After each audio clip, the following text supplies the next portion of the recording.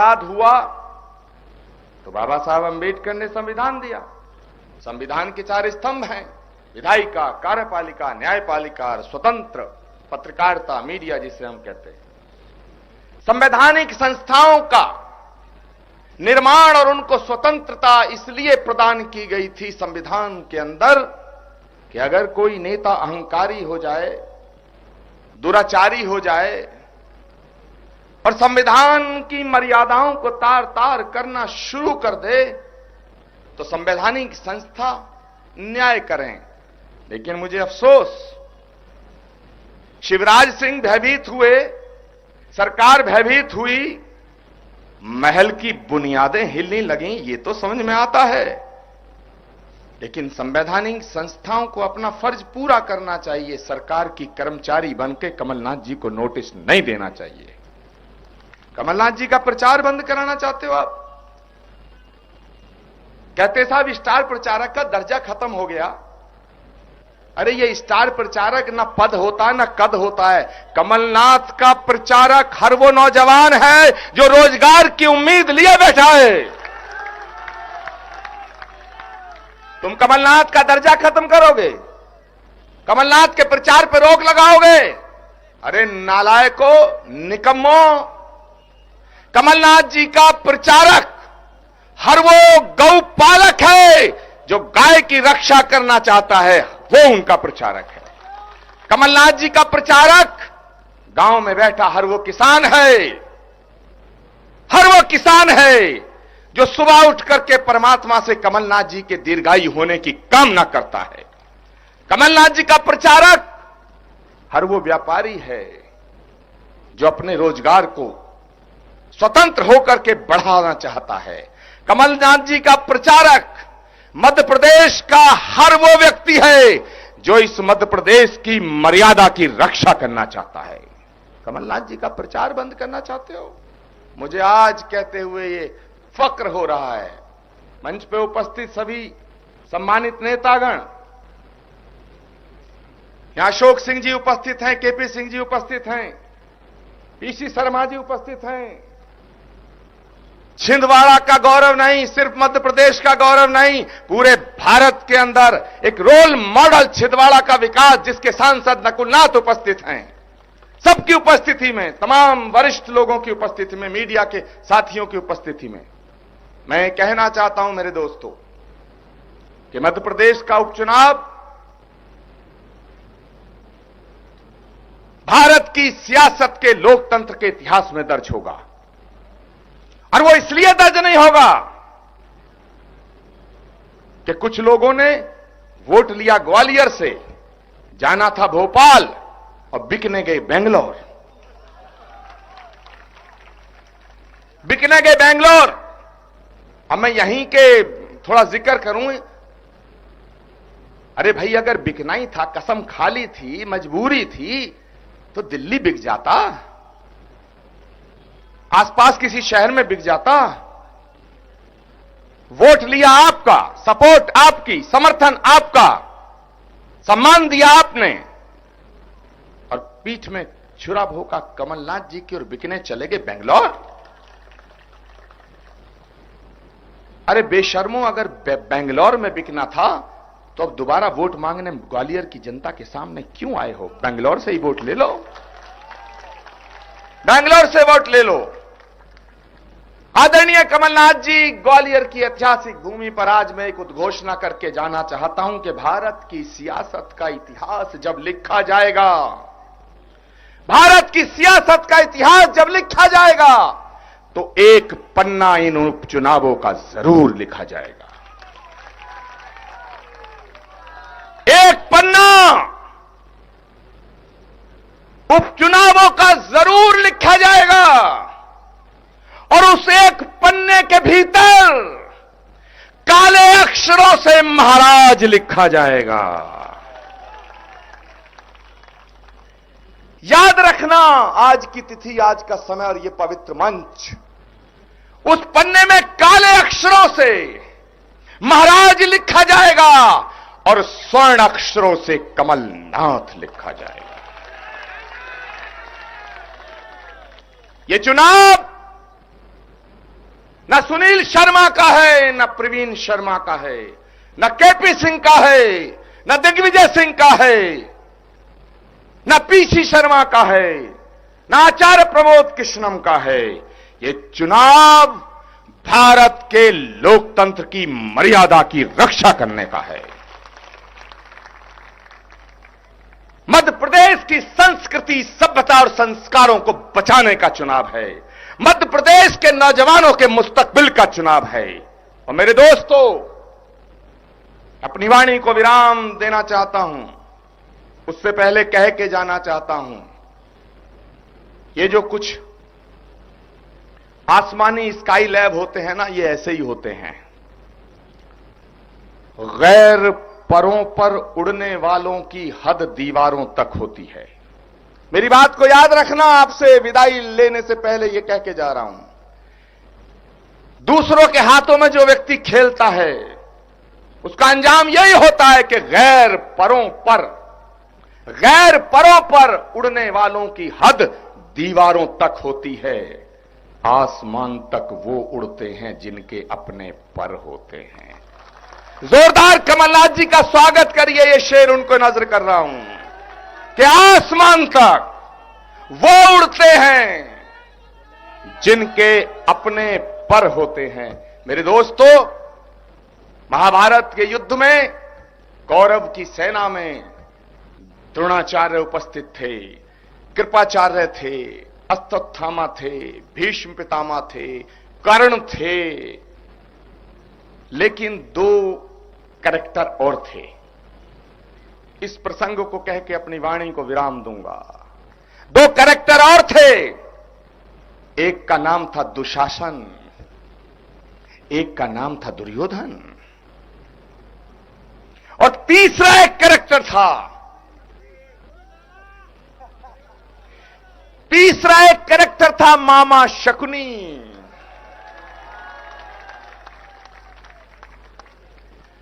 मैंने जब मध्य प्रदेश की धरती को प्रणाम किया, कमलनाथ जी के साथ चुनाव प्रचार शुरू किया, मैंने पौराणिक इतिहास के 3 मामाओं का जिक्र किया। भाई, मैंने कोई बुरा काम किया? अब मुझे बताओ, चुनाव आयोग ने मुझे भी नोटिस थमा दिया, आज ही सम्मान सहित दिया है। मुरैना जैसे लैंड किए, तहसीलदार एसडीएम साहब बोले, लो साहब आपका प्रेम पत्र है। मैंने कहा साहब स्वागत है, मैं जवाब दूंगा, लेकिन मैं आपसे पूछना चाहता हूं कि मैंने कौन सा अपमान किया मामा का? भाई मामा मैं तो बाद में कहना शुरू हुआ, तुम कहते थे मैं मामा हूं। तो भाई मामाओं में सबसे खतरनाक षड्यंत्रकारी जो मामा हुआ वो कौन हुआ? मामा मारीच, दूसरा मामा कंस, तीसरा मामा शकुनी। तीनों मामाओं को निचोड़ा तो तुम सबसे बड़े मामा बन गए। अब इसमें अपमान कैसे हो गया साहब? मुझे बताओ, अगर चोर को यह कहो कि तू छोटा चोर है तो उसका अपमान होता है, और यह कहो तू बड़ा चोर है तो सम्मान होता है। डकैत को कहो तू छोटा डकैत है तो कहेगा तैने मेरी बेइज्जती करी। उससे कहो साहब तुम तो मलखान सिंह से भी बड़े डकैत थे, बागी हो। चंबल की धरती को नमन करके बहुत बागी हुए हमारे, फिल्में बनी हैं कितनी। किसी डकैत को कहो तुम बहुत बड़े डकैत हो तो उसकी छाती फूल के 56 इंच हो जाती है। ठीक है, अब मुझे बताओ, मैंने अगर यह कह दिया कि तुम मामाओं में सबसे बड़े षड्यंत्रकारी हो तो यह तो तुम्हें सम्मान लगना चाहिए था, सम्मान की बात है। मुझे तो तुम्हें धन्यवाद देना चाहिए था, लेकिन आपने नोटिस दिया। मेरे दोस्तों, मैं कहना चाहता हूं, संवैधानिक संस्थाओं को अपना कर्तव्यों का निर्वहन संविधान की मर्यादा में रह के करना चाहिए। सरकार की कठपुतली नहीं बनना चाहिए। और सुनो, ये कांग्रेस का झंडा लेके चलने वाले जो लोग हैं, ये इन प्रेम पत्रों से डरते नहीं हैं। हम नहीं डरते इन प्रेम पत्रों से। हम लोग भगत सिंह के वंशज हैं, पंडित नेहरू के वंशज हैं, गांधी के वंशज हैं, इंदिरा गांधी के वंशज हैं। हम लोग ऋषि मुनियों की संतान हैं। महर्षि दधीची भगवान परशुराम के वंशज हैं। हम इन प्रेम पत्रों से, नोटिसों से नहीं डरते हैं। मैं अपनी वाणी को विराम देने से पहले कहना चाहता हूं कि ना खुदा से कह दो लंगर को खोल दे। उर्दू में एक शब्द है नाखुदा, नाखुदा कहते हैं माझी को, मल्लाह को, कि ना खुदा से कह दो लंगर को खोल दे। यहां से भोपाल आवाज जानी चाहिए, महल तो थरथराएगा ही, कि ना खुदा से कह दो लंगर को खोल दे। आज हमें तूफान की जिद देखनी है। बहुत बहुत शुक्रिया, बहुत बहुत धन्यवाद। 3 तारीख को हाथ के पंजे के सामने वाला बटन दबाओगे, डंके की चोट पे दबाना, ऐसी चोट से वोट करना कि जिनके हृदय में खोट है उनका सत्यानाश होना सुनिश्चित हो जाए।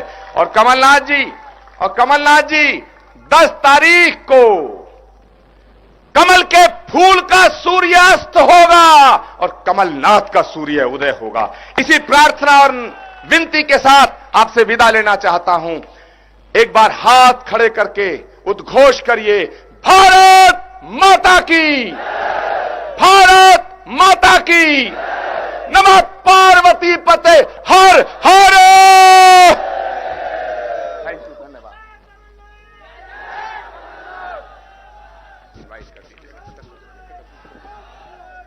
धन्यवाद आचार्य जी। मस्तक पे आकाश उठाए, धरती बांधे पांवों से, तुम निकलो जिन गांवों से, सूरज निकले उन गांवों से। श्रद्धेय कमलनाथ जी को आमंत्रित कर रहा हूं। उसके पहले आधा मिनट शायद प्रवीण पाठक जी कुछ कहना चाहते हैं, वो आए, अपनी बात रखे। श्रद्धेय कमलनाथ जी को आमंत्रित। माननीय कमलनाथ जी, 1 मिनट रुक जाओ भैया, 1 मिनट सुन लो बात। पहले तो मैंने अपनी बात कही थी, पर अब आपसे मध्य प्रदेश के कांग्रेस के एक एक कार्यकर्ता के मन की बात कहना चाहता हूं। 1 मिनट हट जाओ भैया, साहब को देख लेने दो मेरे को। ये जितने नेता, हमारे सम्मानी नेता इस मंच पर बैठे हुए हैं, खड़े हुए हैं, जितने कार्यकर्ता यहां बैठे हुए हैं, आपने जब जब आवाज लगाई है, 4 महीने पहले जब आप ग्वालियर आए तो ग्वालियर चंबल संभाग ने आपको अपनी पलकों पर बिठाया, भीड़ के सारे रिकॉर्ड ध्वस्त किए। ये सब आपसे एक बात चाहते हैं। इन्होंने हमेशा आपके सम्मान की चिंता की है। ये सब आज आपसे एक आश्वासन चाहते हैं, एक विनम्र प्रार्थना करना चाहते हैं कि इन गद्दारों की वापसी कभी कांग्रेस पार्टी में नहीं होना चाहिए। आपको हमने हमेशा आपके लिए दोनों हाथ उठाए हैं। आप इस बार कांग्रेस के कार्यकर्ता के लिए हाथ उठाकर वायदा करो कि एक भी गद्दार की कांग्रेस में कभी वापसी नहीं होनी पाई। हाथ उठाना पड़ेगा कमलनाथ जी, आपको वायदा करना पड़ेगा कि एक भी गद्दार की वापसी कांग्रेस परिवार में वापस नहीं होगी। बहुत बहुत धन्यवाद।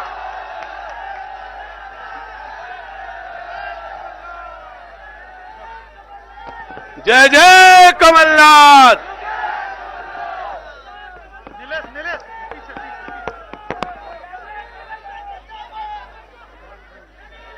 आचार्य,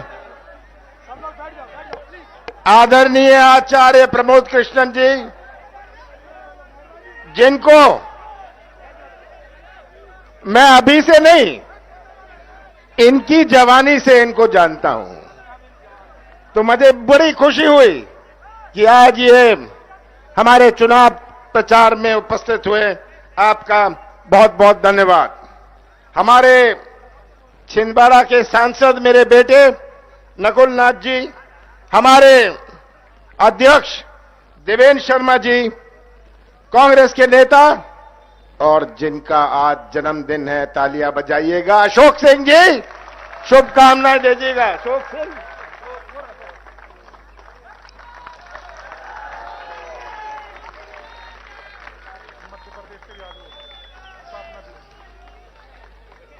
हमारे कांग्रेस के नेता भोपाल से आए हुए महेंद्र चौहान जी, नीलेश अवस्थी जी, हमारे विधायक, जोरदार विधायक प्रवीण पाठक जी, और बहुत वरिष्ठ विधायक केपी सिंह जी, समस्त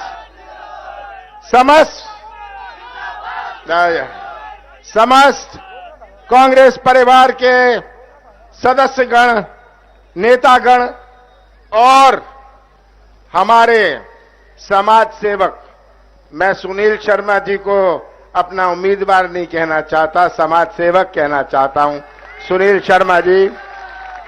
आदरणीय बुजुर्गों, माता और बहनों, अति उत्साहित नौजवानों, सबसे पहले आपको धन्यवाद देना चाहता हूं कि इतनी बड़ी संख्या में यहां आए। आपने कांग्रेस का सम्मान रखा, आपने मुझे बल और शक्ति दी।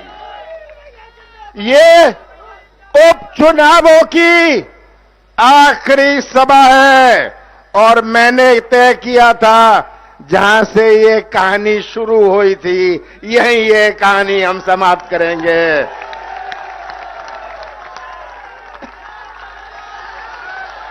कहानी तो यहीं से शुरू हुई थी। मैं उस वो बात नहीं कहता कौन से महल से शुरू हुई थी, कौन से मकान से शुरू हुई थी। आप ही मुझे बता सकते हैं कि कहां से शुरू हुई थी।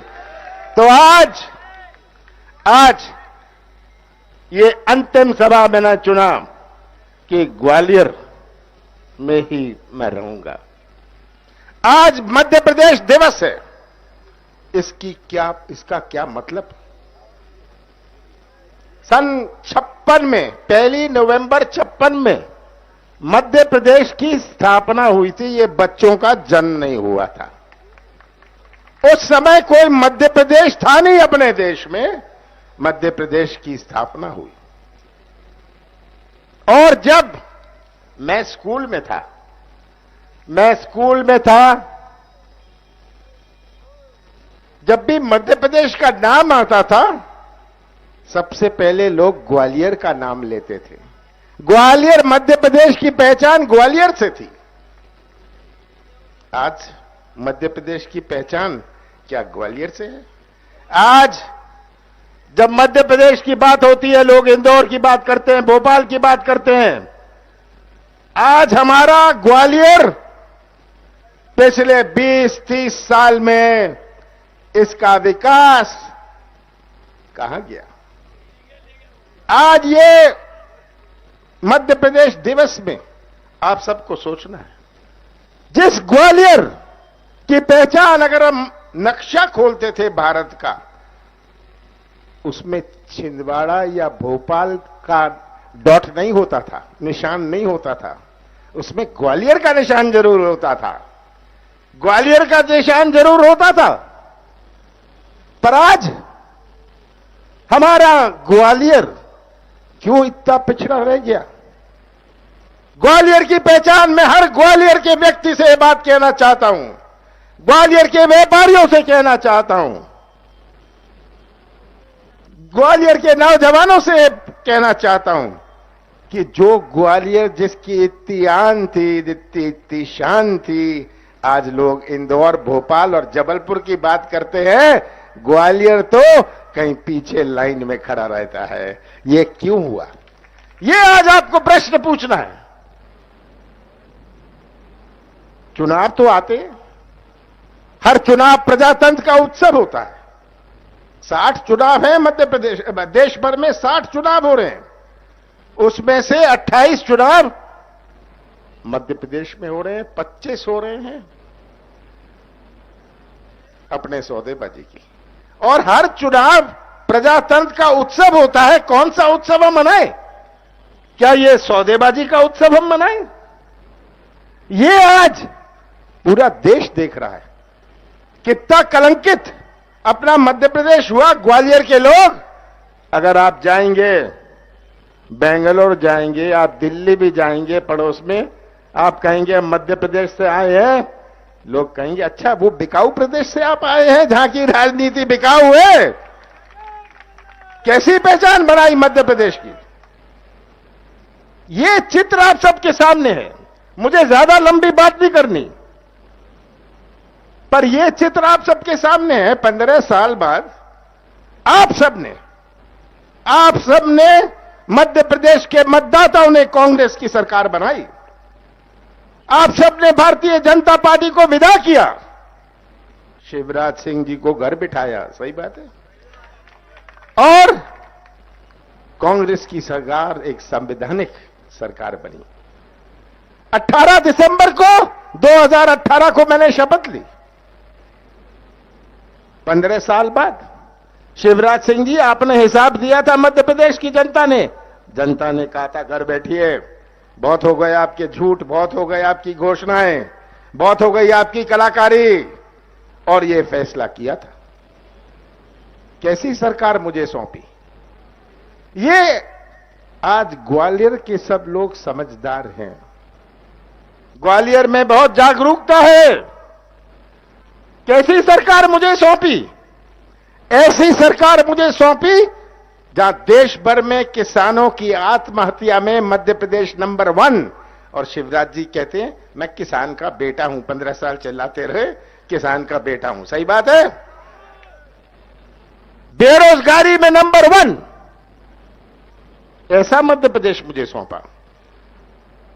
महिलाओं पर अत्याचार पर नंबर 1, और ये कहते हैं मैं तो मामा हूं, चिल्लाते रहते हैं मैं मामा हूं, मैं मामा हूं। अभी आप मामा की बात सुन रहे थे आचार्य प्रमोद जी के। तो ऐसा प्रदेश सौंपा, ऐसा प्रदेश मुझे सौंपा जहां भ्रष्टाचार में नंबर 1। यह चुनौती थी मेरे सामने। 15 महीने कांग्रेस की सरकार रही, 2-2.5 महीने गए आचार संहिता और लोकसभा चुनाव में। सही बात है। 1 महीना गया ये सौदेबाजी में। मेरे पास तो 11.5 महीने थे। शिवराज जी आपके पास तो 15 साल थे, 15 साल थे। और आप सबने देखा ये आज जो इतनी बड़ी संख्या में यहां नौजवान हैं, माताएं और बहनें हैं, जिन्होंने इतने प्यार से पाला पोसा है इन बच्चों को। यह सबसे बड़ी चुनौती हमारी है, यहां के नौजवानों की। सबसे बड़ी चुनौती आज के नौजवानों की है। बुजुर्गों की दुनिया तो गुजर गई देवेन, तेरी दुनिया कुछ और थी। इन बच्चों की दुनिया कुछ और है। आज का नौजवान मध्य प्रदेश का निर्माण करेगा, ग्वालियर का निर्माण करेगा। भविष्य में कैसा निर्माण होगा? जहां ये भटक रहे हैं, हमारे नौजवान भटक रहे हैं, कैसा निर्माण होगा मध्य प्रदेश का? आज मध्य प्रदेश दिवस में मैं ये प्रश्न पूछना चाहता हूं। सबसे बड़ी चिंता अगर मुझे होती है, रात की नींद अगर हराम होती है, इन चेहरों की, इन नौजवान चेहरों की जब मेरे सामने आते हैं, मेरी नींद हराम होती है। क्योंकि यही सबसे बड़ी चुनौती है। आज का नौजवान की अपनी सोच है, उसका अपना नजरिया है। आपके आज के नौजवान में एक तरफ है, वे कमीशन नहीं चाहता, वे ठेका नहीं चाहता, वह तो व्यवसाय का मौका या अपने हाथों को काम चाहता है। और 15 सालों में शिवराज सिंह जी जितने उद्योग मध्य प्रदेश में लगे नहीं, उससे ज्यादा बंद हो गए। मालनपुर जाके देखिएगा क्या हुआ। ये मालनपुर इतने शोर से बना था, मालनपुर जो हमारे चंबल संभाग के लिए बना था, क्या हुआ हमारे मालनपुर का? शराब के कारखाने जरूर चलते हैं, बाकी सब बंद है। यह हमारी सबसे बड़ी चुनौती है। और यही चुनौती का हमें उपाय ढूंढना है। कैसे हमारे नौजवान जो मध्य प्रदेश का निर्माण करेंगे, उनका भविष्य सुरक्षित रहेगा। हमारा कृषि क्षेत्र जहां आत्महत्या में नंबर 1, किसान का जन्म कर्जे में होता है, मृत्यु कर्जे में होती है। अगर कृषि क्षेत्र में किसान का पैसा जेब में होए, तभी तो वह ग्वालियर के बाजार में आके कुछ खरीद सकता है। वो किराने की दुकान गांव में चलती है जब किसान की जेब में पैसा होए। इन बच्चों, कृषि क्षेत्र के बच्चों, कृषि परिवार के बच्चों की अच्छी पढ़ाई तभी हो सकती है जब उनके घर में कुछ पैसा होए। वो अच्छी कमीज तभी पहन सकता है। तो कृषि क्षेत्र में हम कैसे नई क्रांति लाएं? हमने शुरू किया था किसानों का कर्जा माफ करने। पहली दफा इतिहास में केवल डिफॉल्टर किसान का नहीं, पर चालू खाते वाले किसानों का भी कर्जा माफ करें। और शिवराज सिंह चिल्लाते रहे कर्जा माफ नहीं हुआ। अभी 3 हफ्ते पहले विधानसभा में खुद स्वीकार करना पड़ा कि 27 लाख किसानों का कर्जा माफ हुआ। किसानों के साथ न्याय होए। पिछले साल भी ग्वालियर चंबल के किसानों ने अपनी फसल बेची थी, सब्जी की फसल होए, जो भी फसल हो बेची थी, किस भाव पर बेची थी और आज क्या भाव है। 7 महीनों में इन्होंने कहां घसीटा हमारे कृषि क्षेत्र को। मैं गया था एक कार्यक्रम में, किसान चिल्ला रहे थे बैठे हुए कि हमें 6 महीने से हमें पैसे नहीं मिले, हमने अपना गेहूं बेचा है। आपने भी पढ़ा, किसान चिल्ला रहे हैं। ये बीमा की बात करेंगे, कलाकारी करेंगे, झूठ बोलेंगे। मैंने सोचा था 15 साल बाद जब शिवराज सिंह जी कुछ दिन आराम करेंगे तो झूठ बोलने में कुछ सुधार आएगा, पर अब तो और झूठ बोलने आ गए। और जब मैं कहता हूं ये झूठ बोलते हैं, ये चुनाव आयोग के पास जाते हैं, तब मैं क्या कहूं शिवराज जी, जनता कह रही है। कौन झूठ बोलता है? ये जनता कह रही है, मैं नहीं कह रहा। और एक्टिंग, कभी आप मंच पर आपने देखा होगा, घुटने टेक लेंगे, लेट जाएंगे। कितनी अच्छी एक्टिंग कर लेते हैं। शाहरुख खान और सलमान खान को भी नीचा दिखा देंगे। ये तो बंबई जाए, एक्टिंग करे, हमारे मध्य प्रदेश का नाम रोशन होगा। ये शिवराज सिंह की एक्टिंग आज सब समझ रहे हैं। आज भी उपचुनाव है, जगह जगह घूम रहे हैं, घोषणाएं कर रहे हैं। मुझे दिखाया गया ये कागज, ये कहेंगे इसको हम ये पट्टा दे देंगे, फलाने का ये कर लेंगे। पिछले 4 महीनों से ये घूम रहे हैं। पहले तो मैं कहता था ये जेब में नारियल लेके घूमते हैं, अब तो ये ट्रक में नारियल लेके घूमते हैं। ये जहां मौका मिलेगा फोड़ देंगे। ये शिवराज सिंह जी, आप सोचते हैं कि आज की जनता, आज ये नौजवान बैठे हैं, ये आपसे ज्यादा समझदार है, ये आपसे ज्यादा समझदार है। आज के नौजवान शिवराज जी आपको पाठ पढ़ा देंगे, इनको आपको पाठ पढ़ाने की जरूरत नहीं है।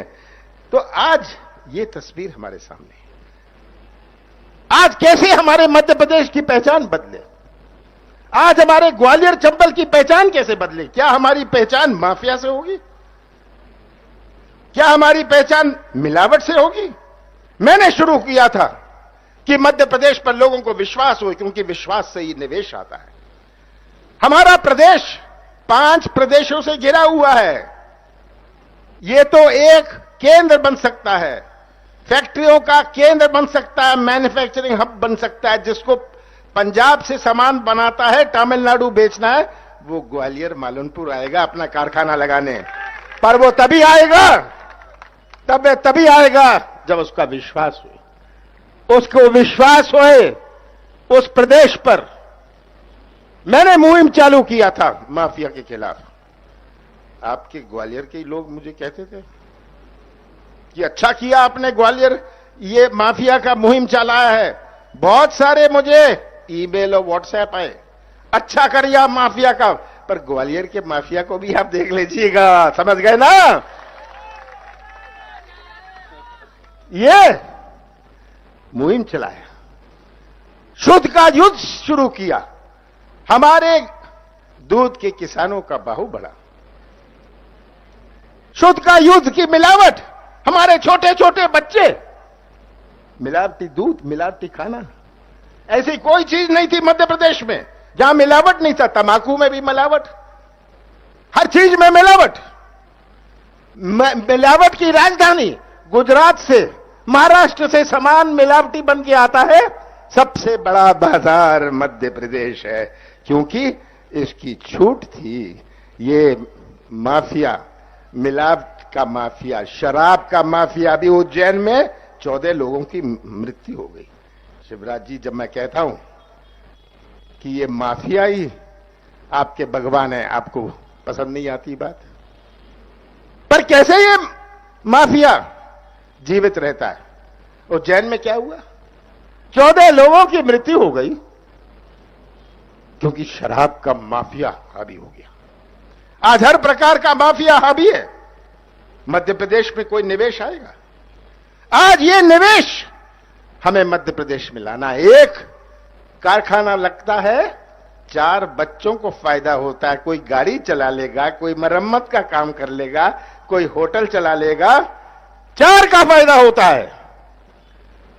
पर घोषणाएं करने से कोई निवेश आने वाला नहीं, ये एक्टिंग करने से कोई निवेश आने वाला नहीं। कौन सी गलती मैंने करी थी जब मैंने शोध का युद्ध चलाया? कौन सी गलती मैंने करी थी कि मध्य प्रदेश की निवेश, हमारे मध्य प्रदेश की नई पहचान बने? कौन सी गलती मैंने करी थी? कौन सा गुनाह मैंने किया था जहां 100 रुपए में 100 यूनिट बिजली दी? कौन सा गुनाह मैंने किया था कि 27 लाख किसानों का कर्जा माफ किया और बाकी का हो रहा था जून में समाप्त हो जाता अगर अपनी सरकार रहती? और मैं कहता हूं फिर से कांग्रेस की सरकार आती है तो हर किसान का 2 लाख रुपए का कर्जा माफ होगा। कौन सी गलती की थी कि मैंने पेंशन बढ़ाया? कौन सी गलती की थी जब मैंने कहा हम गौशाला बनाएंगे? जितने गौशाला पूरे देश भर में नहीं बने, साल भर में मध्य प्रदेश में बने। कौन सी गलती मैंने करी थी कि 27% आरक्षण हम अपने पिछड़े वर्ग को देंगे? यह मैं पूछना चाहता हूं शिवराज सिंह जी, आप कहते हैं हिसाब दो, हिसाब दो। शिवराज जी, मैं हिसाब देने को तैयार हूं। आप मध्य प्रदेश के मतदाताओं को 15 साल और पिछले 7 महीने का हिसाब भी दो, उस तरफ खड़े हो जाइएगा। मैं जवाब देता हूं, मुझे आपका सर्टिफिकेट नहीं चाहिए, मुझे जो ये जनता बैठी है इसका सर्टिफिकेट चाहिए। और यही बात मैं आपसे कहने आया हूं, यही बात मैं आपसे कहने आया हूं कि ये तस्वीर अपने सामने रख लीजिएगा, ये तस्वीर अपने सामने रख लीजिएगा। आप के सामने बहुत समस्या है, मुझे सुनील ने बताई थी, पहले भी बताई थी। हमारी जेसी मिल के मजदूरों को, जो मजदूर ने अपनी जिंदगी काट दी उस निवास में, आज उनके पास पट्टा नहीं है। इसके लिए कोई फाइल की जरूरत है? कोई फाइल, कोई फैसले की जरूरत है? जो इतने साल रहा है, आप कहेंगे हम कार्रवाई करेंगे। कमलनाथ कार्रवाई नहीं करते, कमलनाथ एक्शन लेते हैं।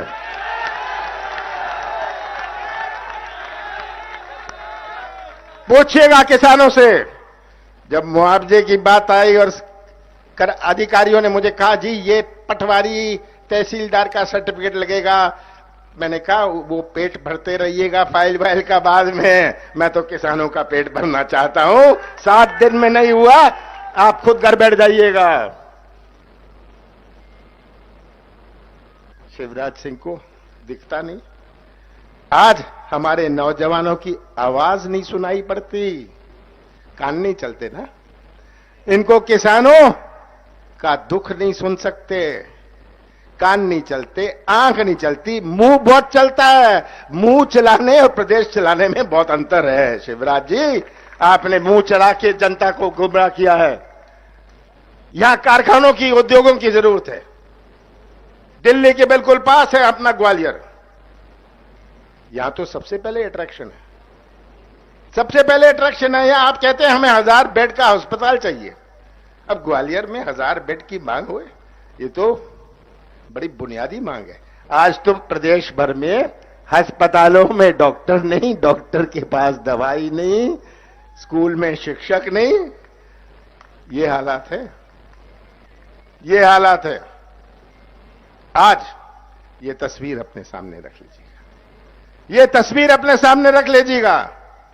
और मुझे पूरा विश्वास है कि ये उपचुनाव केवल उपचुनाव नहीं है, ये हमारे प्रजातंत्र और संविधान का चुनाव है।